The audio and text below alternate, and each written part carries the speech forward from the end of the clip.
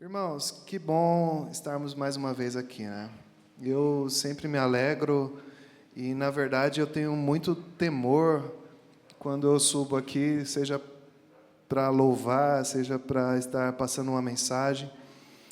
E nós estamos nesse mês, no mês de conectados, certo?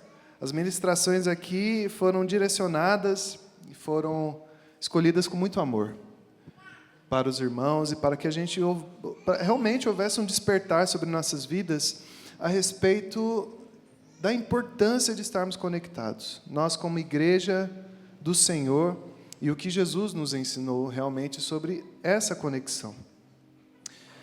Lá em 2 Timóteo, e eu quero iniciar com esta passagem, 2 Timóteo 4, versículo 9, Paulo, ele meio que dá uma desabafada aqui, meio que as informações que ele passa. Eu queria que você estivesse com um olhar do Espírito Santo nessa mensagem. Que eu creio que toda mensagem, na verdade, tem uma aplicação prática em nossas vidas, né? E quando nós vemos a vida de Paulo, todas as coisas que ele passou, nós muitas vezes nos vemos em Paulo, né? Muitas vezes algumas dificuldades ou algumas situações que nos colocam como verdadeiros Paulos na vida. Amém? 2 Timóteo 4, a partir do versículo 9, Paulo vai dizer assim: procure vir logo ao meu encontro, pois Demas, amando este mundo, abandonou-me e foi para Tessalônica. Crescente é o nome, tá? Foi para a Galácia, e Tito para a Dalmácia. Só Lucas está comigo. Traga Marcos com você, porque ele me é útil para o ministério. Enviei Tíquico, nome bom, hein? A Éfeso. Quando você vier, traga a capa que deixei na casa de Carpo, em Troade, e os meus livros, especialmente os pergaminhos. Alexandre, o ferreiro, causou-me muitos males, e o Senhor lhe dará retribuição pelo que fez. Previna-se contra ele, porque se opôs fortemente às nossas palavras. Então, neste tema de conectados, irmãos, nós podemos perceber que Paulo também tinha esses relacionamentos, né? Alguns relacionamentos que ele tinha mais perto, né? Mais íntimos, como Lucas. Alguns outros que estiveram com ele por um tempo. E outros que simplesmente o abandonaram, o traíram, enfim. A nossa vida cristã é marcada por relacionamentos.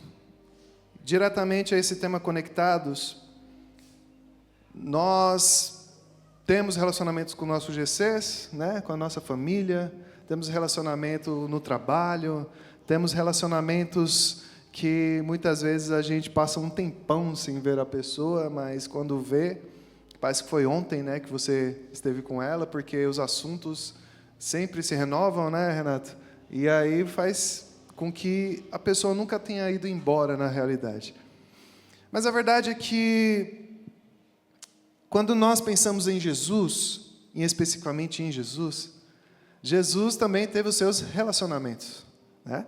Com seus discípulos, com aqueles que só vinham por causa dos milagres, com aqueles que Jesus tinha amizades e passava tardes e até dias na casa dessa pessoa, como era o caso de Lázaro.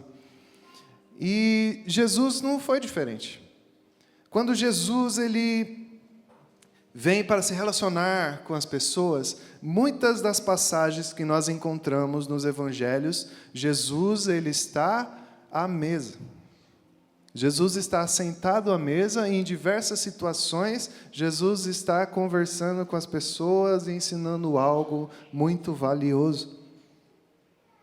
Diferente dos líderes da época, Jesus, ele não ficava nas sinagogas, né? Ele não ficava nos templos de pé, falando, né? Expondo sermões, expondo a palavra, expondo os pergaminhos e ensinando as pessoas de pé, não. Jesus, diferente dos religiosos, dos fariseus, dos mestres da lei da época, Jesus ele se assentava à mesa. só com pessoas letradas, inteligentes, estudiosas, só com mestres da lei, com pessoas que eram de Deus. Não. Jesus, ele sentava à mesa com pecadores, com pessoas doentes, com pessoas necessitadas, com amigos, diferentes tipos de pessoas.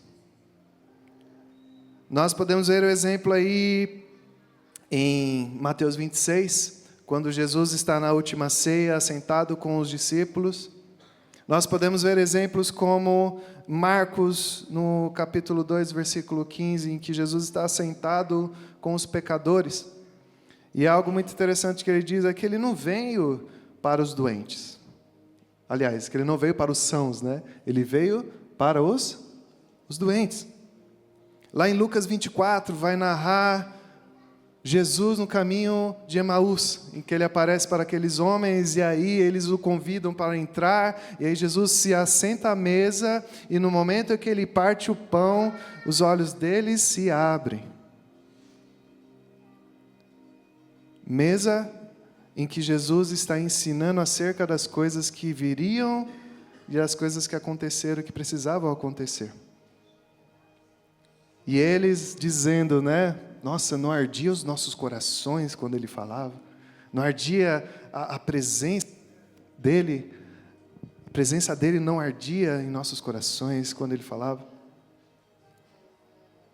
E temos uma mesa muito interessante em João, no último capítulo lá em João 21, em que os discípulos, quando Jesus morre, ressuscita, né, os discípulos voltam a fazer os seus afazeres de pescar, né, e Jesus aparece à praia ali, e Jesus fala para eles lançarem as redes, e aí eles pegam muitos peixes, aí eles reconhecem, né, de certa forma, e Jesus está lá fazendo uma fogueira, com os peixes prontos, um pouco de pães, e aí nós consideramos ser uma mesa, porque é uma mesa de restauração, porque Jesus vira para Pedro e fala: Pedro, você me ama?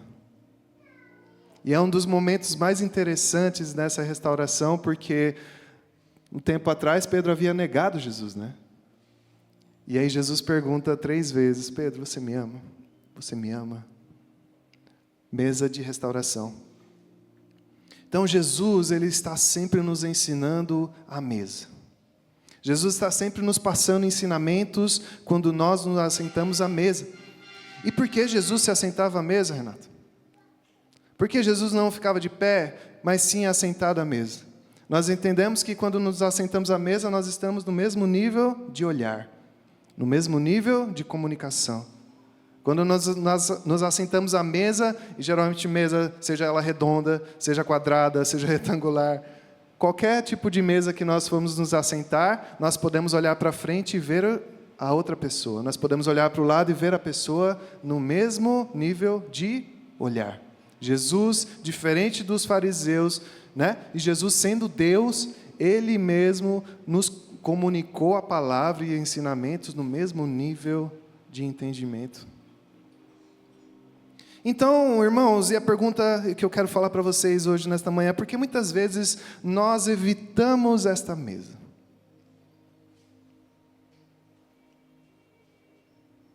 Porque muitas vezes nós temos medo de relacionamentos profundos. Porque nós optamos por uma espiritualidade sem intimidade. Por quê? Porque será que nós fomos decepcionados? Por que a gente foi decepcionado? Por que a gente se decepcionou com a mesa do relacionamento?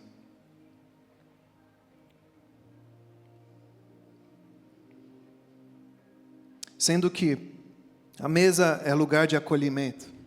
A mesa, ela revela o perdão do Senhor. Ela nos fala que o amor, ela supera o julgamento religioso da época. A hospitalidade toma ocasião para ensino, como nós vemos o caso de Marta e Maria, né?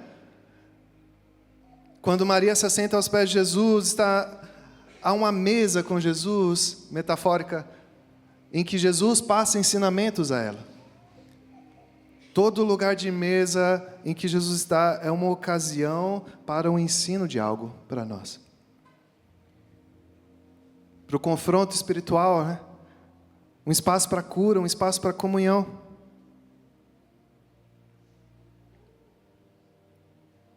Um estudo em Harvard vai somente confirmar, né, o que nós já sabemos, é que a mesa ela fortalece os laços familiares. A mesa ela fortalece vínculos. A mesa ela evita que pessoas caiam em depressão, em angústia. Sabia disso?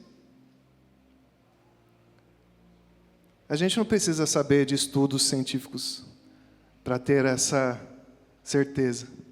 Porque nós sabemos que quando nós nos assentamos à mesa com os nossos familiares, é exatamente isso que acontece.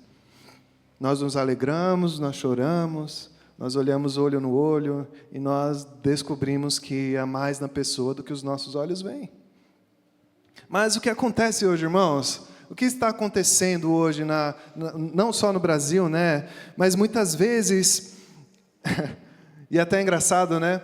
Nós passamos o dia com o celular na mão, conversando com pessoas, mas aí quando nós nos assentamos à mesa, o mesmo celular está lá também, né?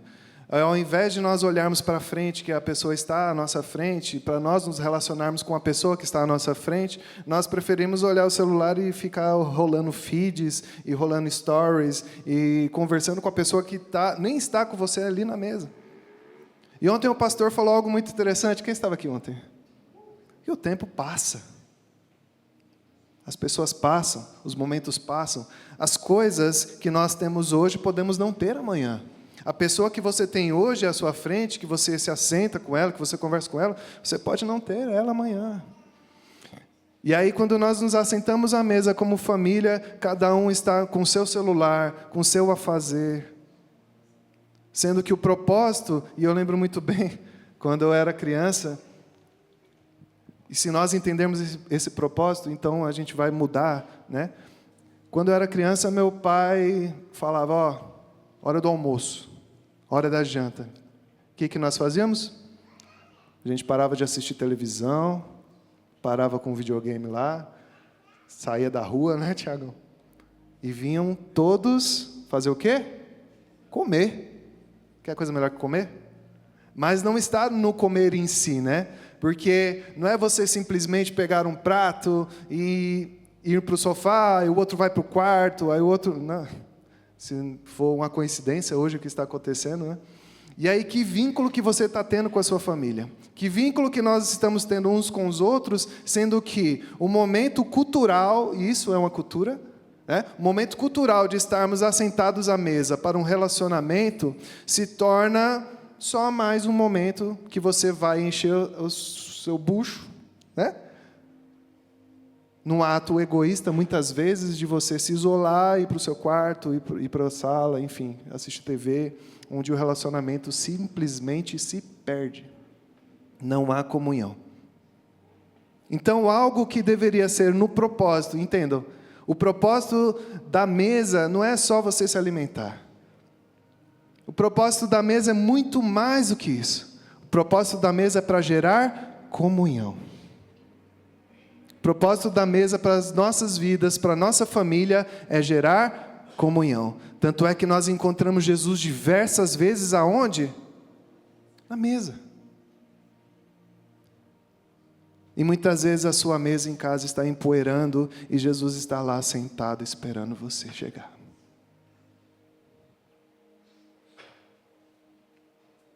Jesus está esperando a sua família chegar à mesa para que haja comunhão.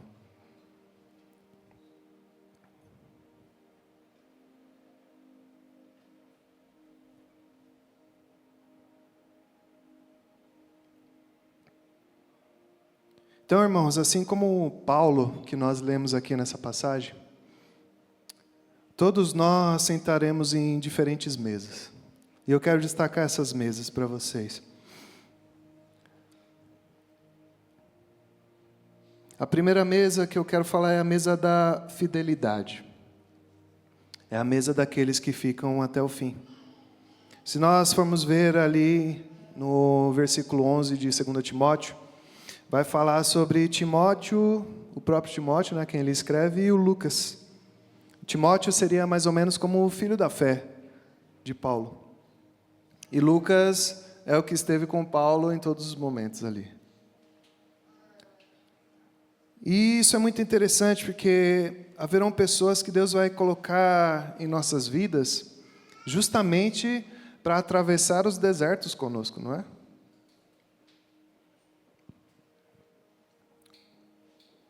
É uma mesa de lealdade. É uma mesa onde nós encontramos o sustento para as nossas vidas, a coragem. E são relacionamentos que nós devemos realmente valorizar. Porque quantos amigos aí você teria em que essa pessoa dizia, eu coloco a mão no fogo por ele. Eu ando com ele, cara, onde quer que for. Eu estou com ele, onde quer que for. Quantos amigos você tem assim?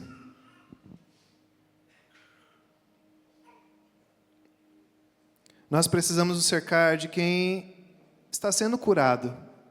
Nós precisamos nos cercar de quem está avançando.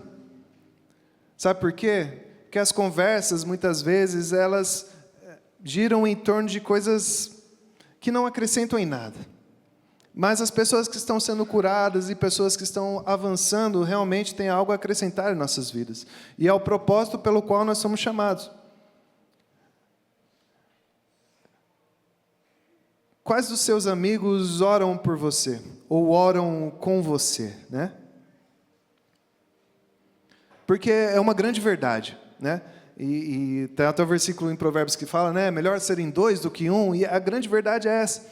Se aquela pessoa que não ora com você, não vai estar com você quando você fraquejar. Quem não dobra o joelho do seu lado não tem força para nos levantar quando a gente cai. E é uma grande verdade, né? Olha, muitas vezes o nosso pastor, e falando dele, ele nem está aqui, né? À noite eu falo também. O pastor fica super sobrecarregado, né? Porque vem problemas e problemas de pessoas e pessoas, mas onde é que estão os amigos para apoiar em oração, para estar juntos em oração, para estar levando a carga uns dos outros? Onde estão, né? E nós precisamos nos colocar nessa condição. Se nós não dobramos os joelhos, olha, tem batalhas na vida que não é só você ter a companhia da pessoa. Porque de que adianta você lutar as suas batalhas se a pessoa que está do seu lado não está pronta para elas também? Vai ser só uma companhia, Tiago. Só vai te fazer companhia. Vai testemunhar o quê? Sua derrota, seu fracasso ou a sua vitória. Mas não vai ser coparticipante daquilo que você lutou.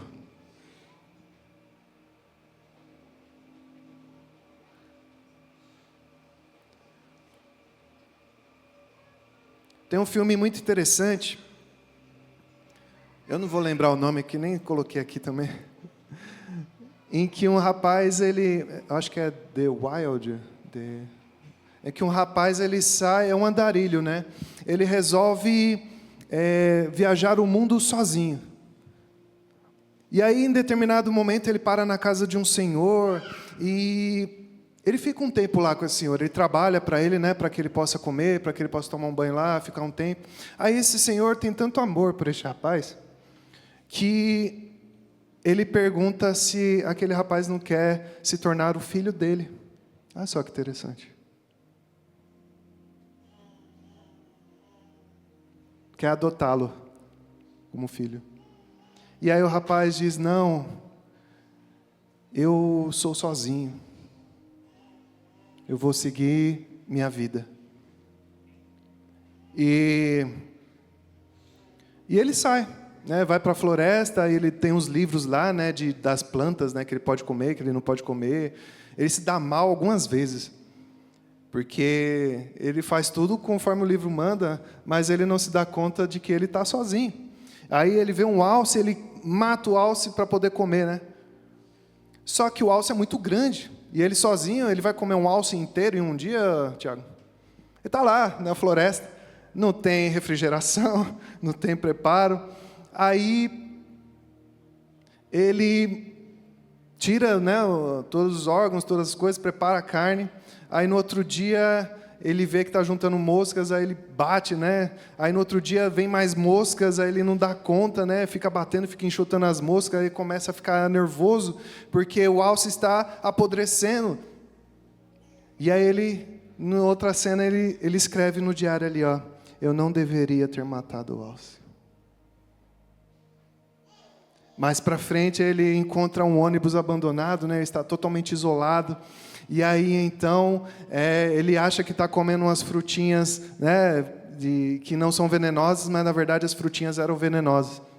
E aí ele fica terrivelmente doente na cama.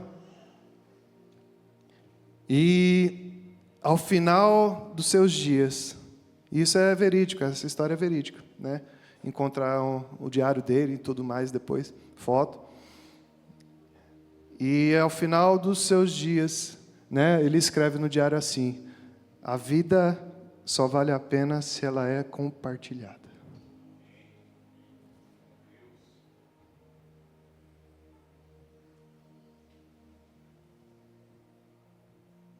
A vida só vale a pena se é compartilhada. Então, sozinhos nós não podemos fazer nada, irmãos.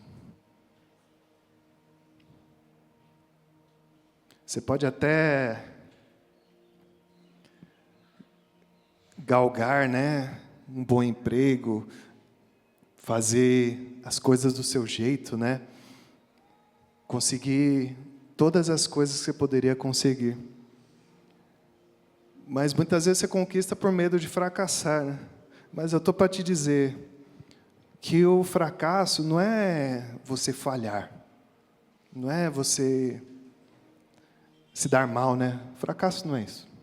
Fracasso é você fazer com excelência tudo aquilo que Deus não pediu para você fazer. Isso é fracasso. Segundo o mundo, você pode ser a pessoa mais bem-sucedida, você pode ser a pessoa mais resolvida. Mas o fracasso real é você não fazer aquilo que Deus está pedindo para você fazer. E fazer excelente aquilo que não importa para Ele.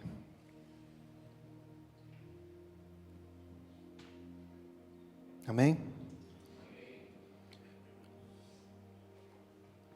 Então, tem alguém do seu lado, irmão. Jesus, quando se assentava à mesa, ele tinha os discípulos dele, pessoas a quem ele confiava. Jesus, quando repousava na casa de Marta, Maria, com Lázaro, e confiava. Jesus repousava.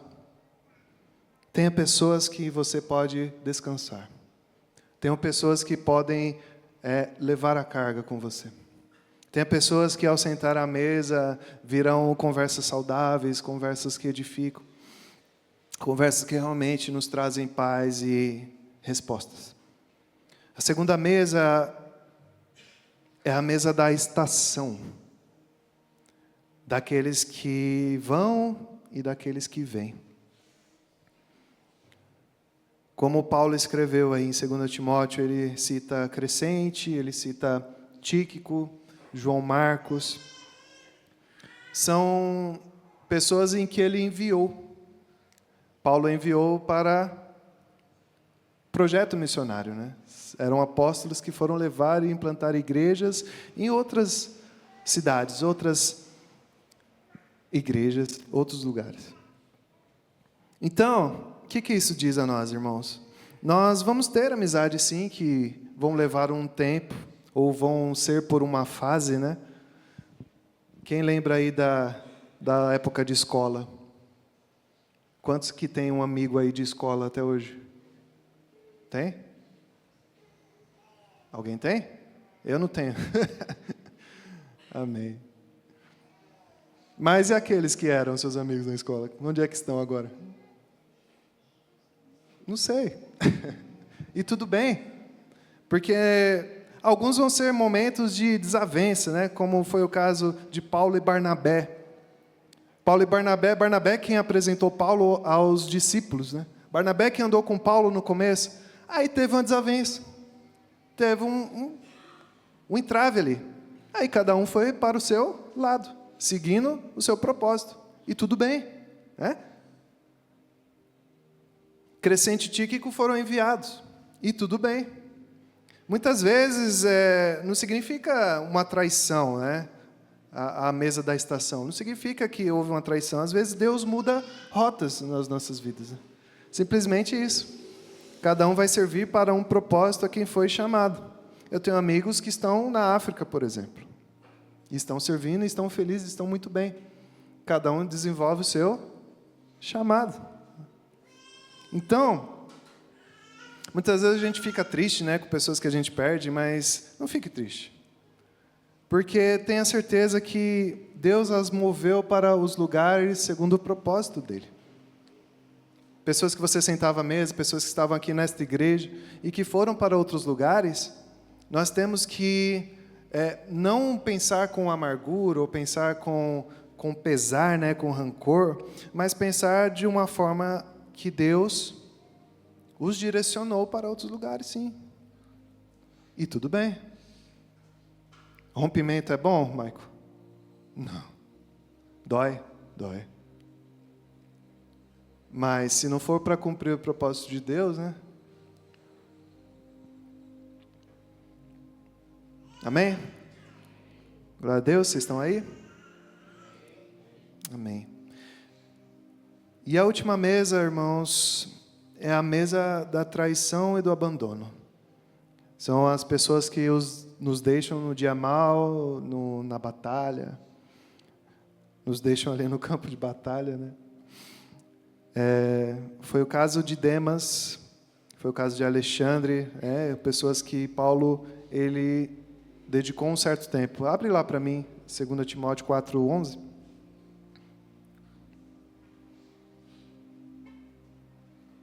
Quatro, 9, aliás, 9, por favor.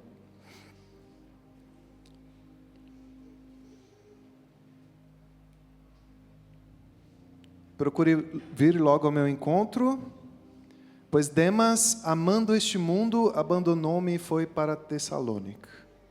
Quem? Demas. E isso é muito interessante, e até para trazer para nós mesmos, né? Muitas vezes a gente fica apontando, você fala Demas, aí você já lembra de alguém da sua vida, né? Que te abandonou, te traiu, que foi embora. Mas muitas vezes você mesmo abandonou alguém. O que é mais interessante, e quando Jesus está sentado na mesa com os discípulos lá na última ceia, né? Quando Jesus ele fala, um de vocês há de me trair, vocês acham que eles ficaram apontando o dedo um para o outro ou eles ficaram olhando para si mesmos? Como diz a palavra, o que a palavra diz? Que eles ficavam se perguntando, será que sou eu? Então, antes da gente procurar os culpados, sejamos nós os culpados, certo? Porque com certeza alguém te abandonou, alguém te traiu, sim. Mas e você? No momento que a pessoa mais precisava, no momento que você poderia ter ajudado e não ajudou, no momento que você poderia estar e não esteve, no momento que você poderia sentar à mesa e não sentou, e não quis se envolver. E aí? Como é que ficamos, né? Porque eu me coloco nessa situação também. Há momentos em que nós não estamos tão afim, né, de ajudar. Há momentos que o nosso conforto grita mais alto para nós estarmos em casa, sossegados, daquele jeito, né, Michael? Aí ele vem aquela ligação às 3 da manhã, meu irmãozinho. Aí você olha quem é e você atende? Ou você vai dormir e deixa para lá?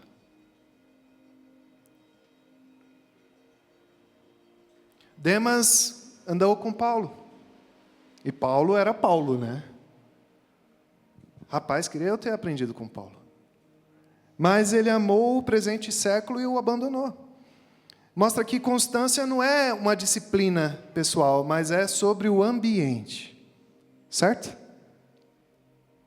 Constância não tem só a ver com disciplina. Que muitas vezes você acorda cedo, né, todos os dias, você tem aquela disciplina. Mas tem muito a ver também com o ambiente. O grande perigo do ambiente né? E para pessoas que estão ali sendo levadas pelos ventos de doutrina, por cada onda de doutrina que vem, o problema do ambiente é que o ambiente muitas vezes forma o seu caráter. E é o que aconteceu com Demas. Ele viu as coisas ali, se vislumbrou, os olhos brilharam para as coisas do mundo e ele simplesmente foi. Então, constância não é disciplina, constância também é ambiente. O ambiente não pode nos forjar. Nós forjamos, né? Onde nós estamos, nós somos sal, nós somos... É isso. Onde nós estamos, independente do ambiente, nós estamos ali para ser sal e luz. Para dar sabor e para iluminar. Sermos referência. Amém?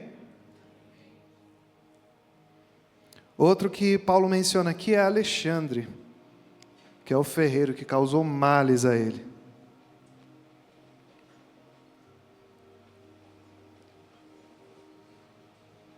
E aí Paulo fala, toma cuidado, previna-se, né, com esse. Previna-se, né? Toma um cuidadinho aí. Já que eu fui machucado, então, ó, o cara pode mudar? Pode mudar, mas previna-se. Amém?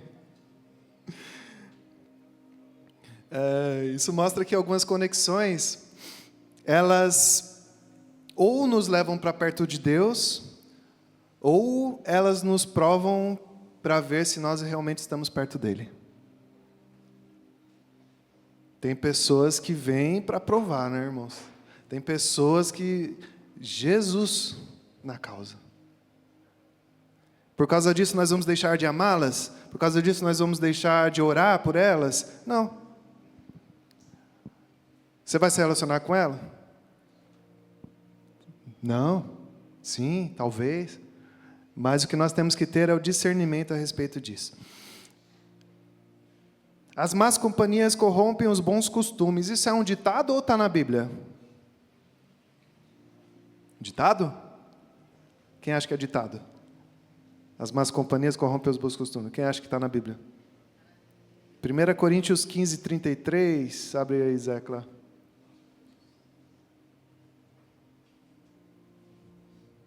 Não se deixe enganar. As más companhias corrompem bons costumes.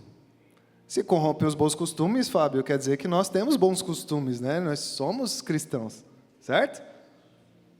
Aí vem o cara lá que vai despertar o seu velho eu, né? Vamos ali rapidinho, vamos fazer isso aqui, não tem nada demais, né? Ah, você é crente, mas você não é careta, né, cara? Você tem que ser moderno. Aí pronto, aí caiu a casa de vez, né? Aí todos os bons costumes, eles vão se corromper. É isso. É isso. Quando nós trazemos a luz da palavra, é realmente isso. E não tem segredo nenhum, está justamente ali, ó. As más companhias corrompem aquilo que você faz de bom. Corrompe tudo da noite para o dia? Não. Porque se fosse isso, a gente estaria atento. Opa, não vem não. Mas é sutil. É uma coisa sutil. Que nem eu falei aqui quarta-feira, né? Que estava aí quarta-feira. Satanás, ele não é aquele bicho feio, chifrudo, com rabo, com tridente lá, pronto para te espetar. Não é. Se fosse assim, todo mundo saia correndo dele, né, Tiago? Satanás é bonito. Se veste de anjo de luz. Para quê? Para enganar. Ele mostra uma coisa bela, que atrai os olhos, né? Quem lembra de Eva aí? Olha, o fruto é agradável aos olhos. Né? Tal. É aquela coisa. O diabo não vai vir com uma coisa feia, horrenda, para você sair correndo. Por que você sai correndo? O diabo vem com coisas sutis. O diabo pode usar pessoas? Pode. Misericórdia? Não, é. Para te desviar do propósito, te desviar do caminho. Para te provar. Mas a grande questão, irmãos, é que nós ficamos decepcionados quando essas coisas acontecem. Quando as pessoas nos traem, quando as pessoas nos decepcionam, quando as pessoas simplesmente vão embora, quando as pessoas falam mal de você, fofocam a respeito de você. Aí quem é o grande culpado nisso tudo? Deus. Por que Deus? eu parei de ir para a igreja. Por quê? O pastor pecou. Pronto, acabou a igreja. Porque o irmãozinho falou mal de mim, eu parei de ir para a igreja, eu me afastei. O que Deus tem a ver com isso? O que Jesus tem a ver com isso? Aí, de repente, as pessoas vão saindo da mesa, né? Em que Jesus está, todos estão assentados à mesa, aqueles que traem se levantam, aqueles que fofocam se levantam, aqueles que pecam se levantam na mesa e vão embora. Jesus está na mesa ainda. Aí você, porque essas pessoas fizeram mal a você, você se levanta da mesa e vai embora. E Jesus fica lá.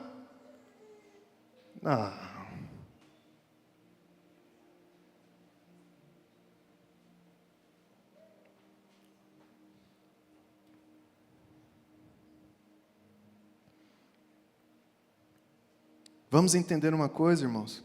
Mesmo se todos saírem da mesa, Cristo ainda está nela. Cristo vai te decepcionar? Vai te abandonar? Vai te trair? Então por que você saiu?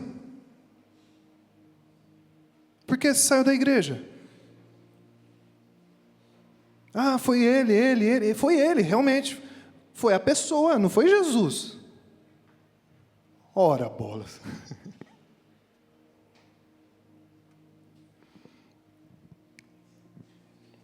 Então, a mesa que nós nos sentamos, ela nunca vai ser neutra. Ou ela te transforma, ou ela te prova, ou ela te confronta,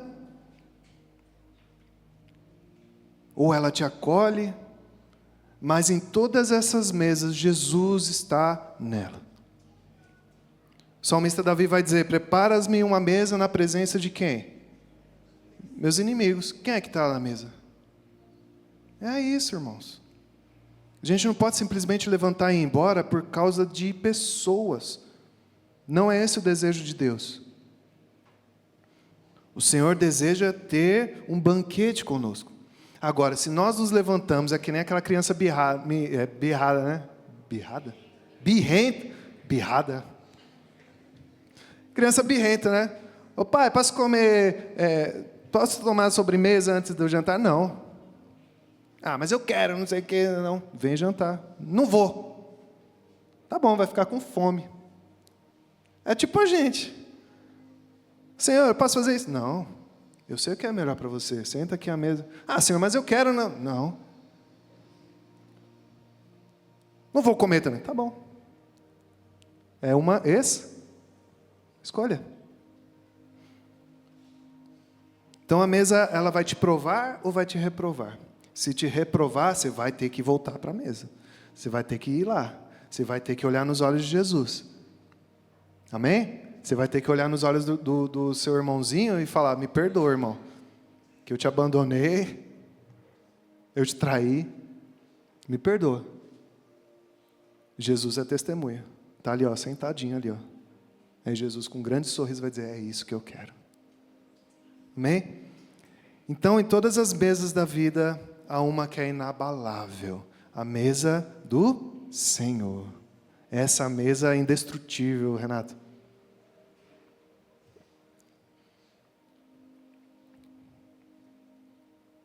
Então, irmãos, já estou encerrando, a banda pode subir. Quem são os Lucas que precisam ser valorizados na sua vida? Quem são as pessoas próximas que estão contigo e precisam ser valorizadas? Quem são os Marcos, os Barnabés que precisam ser liberados e precisam ser reconciliados com você?